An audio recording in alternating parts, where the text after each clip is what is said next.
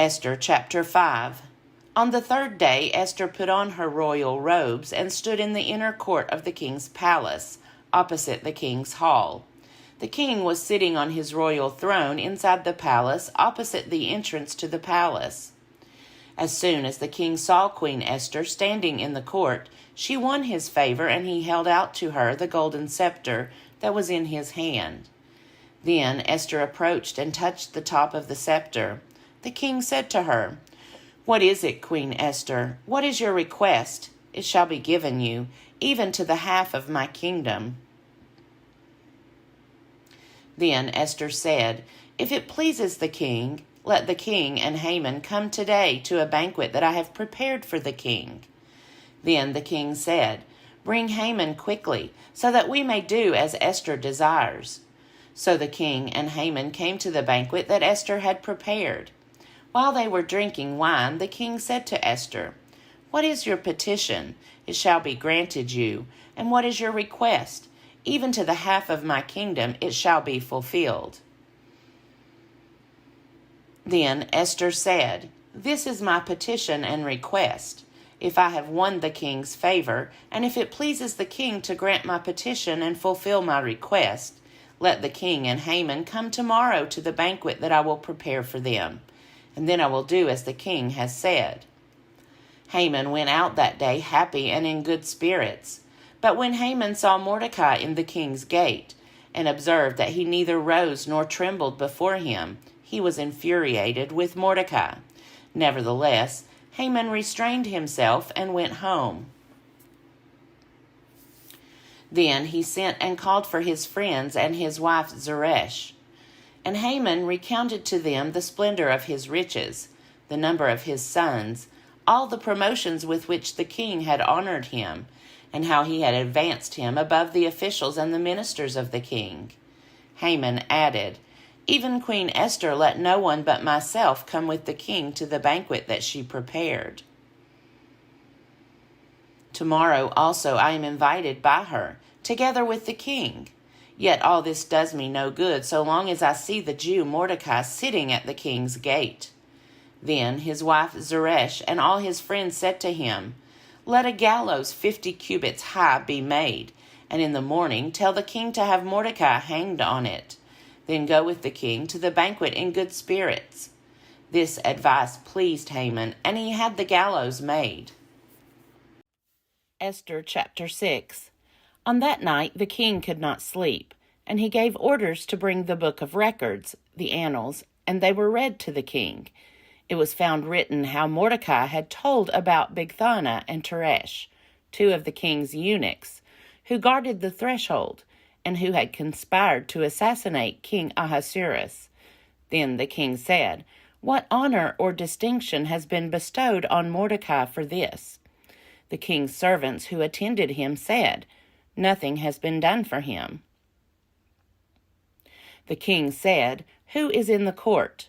Now Haman had just entered the outer court of the king's palace to speak to the king about having Mordecai hanged on the gallows that he had prepared for him.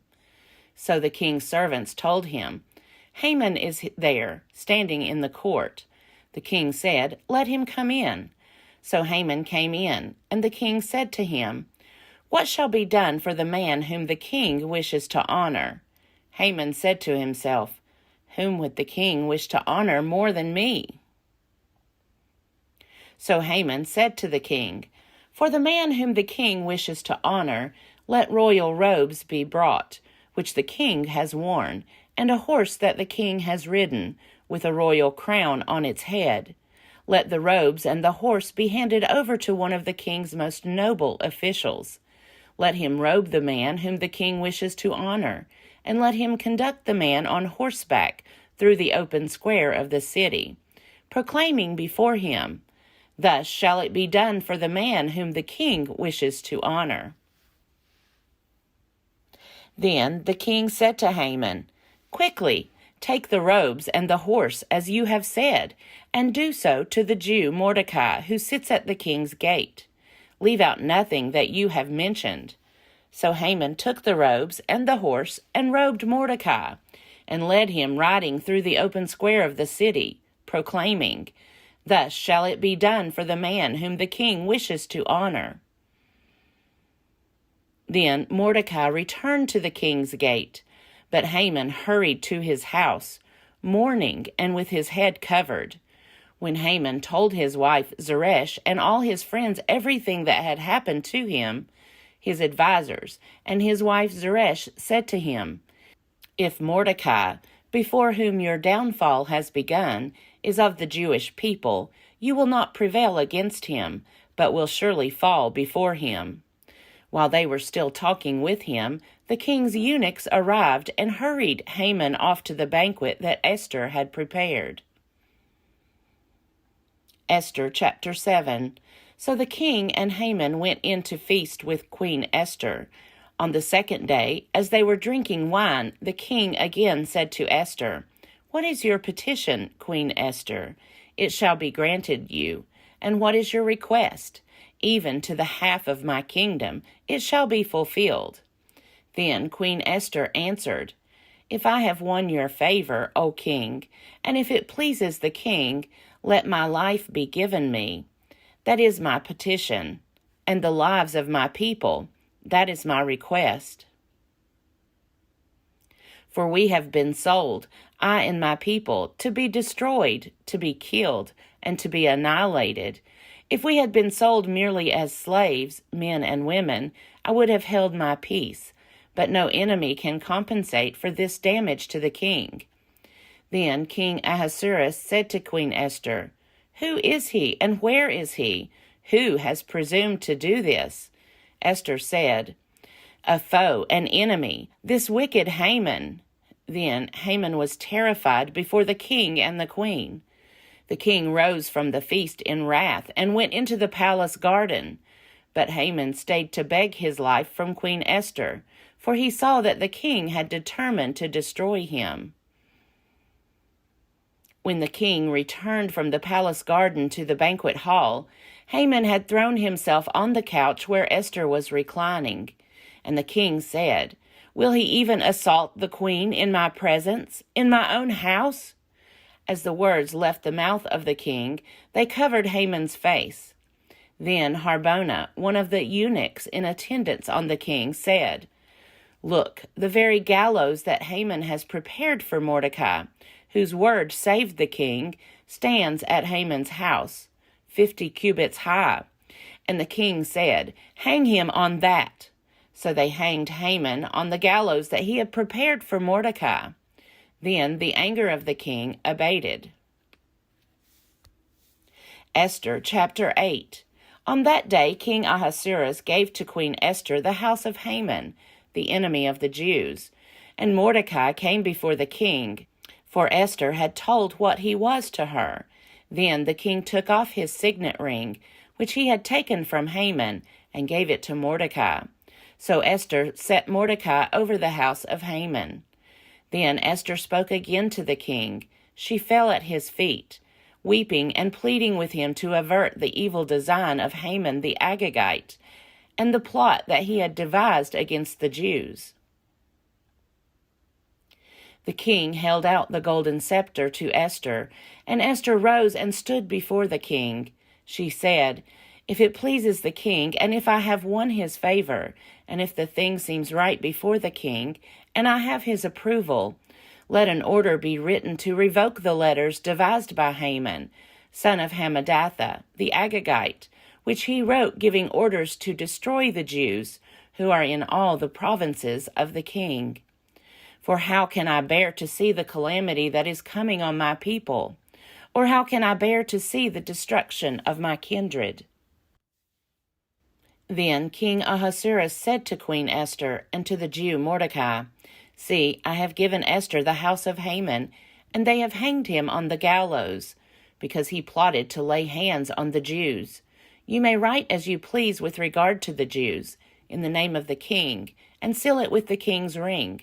For an edict written in the name of the king and sealed with the king's ring cannot be revoked." The king's secretaries were summoned at that time in the 3rd month, which is the month of Sivan, on the 23rd day, and an edict was written, according to all that Mordecai commanded, to the Jews and to the satraps and the governors and the officials of the provinces, from India to Ethiopia, 127 provinces, to every province in its own script, and to every people in its own language, and also to the Jews in their script and their language. He wrote letters in the name of King Ahasuerus, sealed them with the king's ring, and sent them by mounted couriers, riding on fast steeds bred from the royal herd. By these letters the king allowed the Jews who were in every city to assemble and defend their lives, to destroy, to kill, and to annihilate any armed force of any people or province that might attack them, with their children and women, and to plunder their goods on a single day throughout all the provinces of King Ahasuerus, on the 13th day of the 12th month, which is the month of Adar. A copy of the writ was to be issued as a decree in every province and published to all peoples, and the Jews were to be ready on that day to take revenge on their enemies. So the couriers, mounted on their swift royal steeds, hurried out. Urged by the king's command, the decree was issued in the citadel of Susa.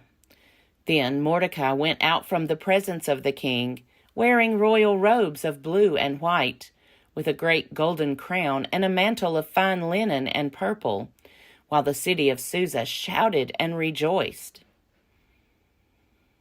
For the Jews there was light and gladness, joy and honor. In every province and in every city, wherever the king's command and his edict came, there was gladness and joy among the Jews, a festival and a holiday. Furthermore, many of the peoples of the country professed to be Jews, because the fear of the Jews had fallen upon them.